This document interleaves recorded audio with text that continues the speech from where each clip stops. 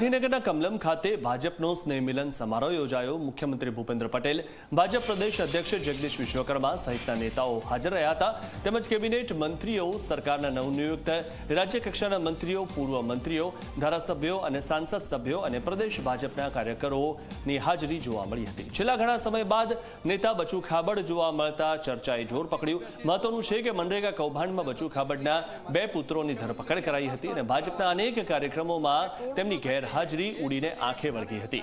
તમામ નેતાઓ પણ તેમને આવકારતા જોવા મળ્યા હતા। ભાજપને મંત્રીમંડળના વિસ્તરણ બાદ તમામ મંત્રીઓ ગ્રાઉન્ડ પર જોવા મળ્યા હતા।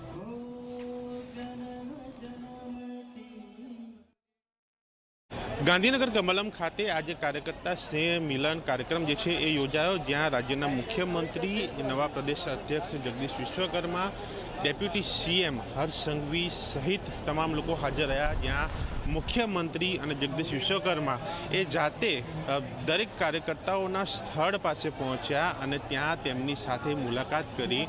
પરસોત્તમ રૂપાલા સહિતના નેતાઓ અને નવા મંત્રીઓ જે ચૂંટાયા છે તે મંત્રીઓ સાથે ધારાસભ્યો, સંસદ સભ્યો, કાર્યકર્તાઓ તમામ લોકોએ આ કમલમ ખાતે આ હાજરી આપી અને ત્યાં એ અભિવાદન જે છે એ ઝીલ્યું। એ નવા મંત્રીઓને શુભકામનાઓ પાઠવી, સાથે જે પ્રકારે પાર્ટી આગળ વધી રહી છે, જે પ્રકારે સરકાર આગળ વધી રહી છે અને આવનાર દિવસોમાં જે ચૂંટણીઓ આવવાની છે એ ચૂંટણીઓના સંદર્ભમાં પણ આ એક મુલાકાત, આ સ્નેહ મિલન કાર્યક્રમ જે છે એ કહી શકાય છે।